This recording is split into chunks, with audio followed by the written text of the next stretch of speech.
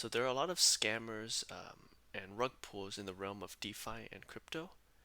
And so a lot of the responsibility falls on you, the user, to protect your money.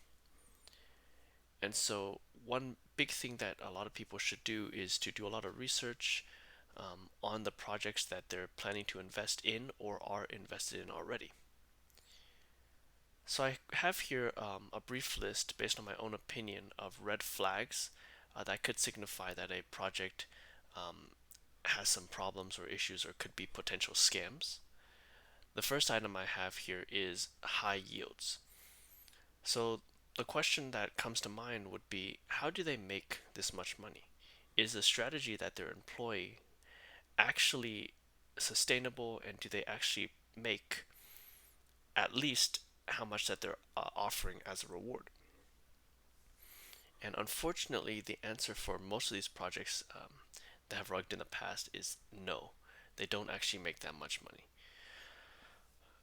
And oftentimes it just ends up being a Ponzi, which basically means you're using new investor funds to pay out old investors. For me personally, I have like a own threshold, and basically anything that's greater than or equal to 1% a day is considered high risk, and alarm bells start ringing. So if I see something like that, I'm extra cautious. I do want to pay close attention to these projects just to make sure nothing dangerous is going on. And the reason is, the reality is, it's pretty hard, pretty difficult to make this much in a day. Like, there's a lot of volatility, and it's just being that consistent with that high of a yield is just very difficult. The second point I have is if a project has strange or unsustainable tokenomics, because a lot of DeFi projects are going to use cryptocurrency, like different tokens, and if they have something strange going on, it could be a recipe for disaster or failure in the future. So you really do want to look at their white paper or wherever they put it, their tokenomics plan, and see how they move tokens around, how do they mint, how do they burn, how do they distribute, right? All these things, and see if it makes sense to you, and then you can make a decision then on whether or not you like it. Some examples of some bad tokenomics would be like rebase tokens or like node projects. Particular rebase tokens is a fun one to talk about just because how rebase works is it just mints tokens endlessly to infinity, and that's how they pay out investors. However, the problem here is, of course, inflation. The more supply of a token, the quicker the price drops, and that just drops all the way to zero.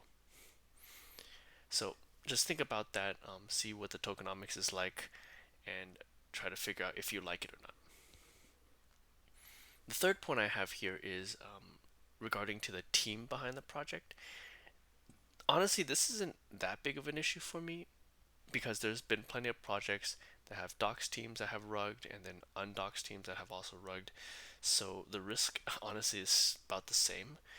However, if there are KYC teams, it just gives you, it's easier to deliver justice to culprits that you can identify, right?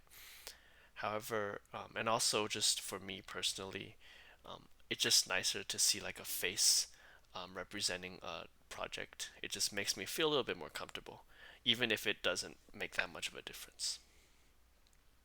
So yeah, these are just some brief red flags or potential red flags that I can think of. There might be other ones out there. You'll really have to just be diligent with your research.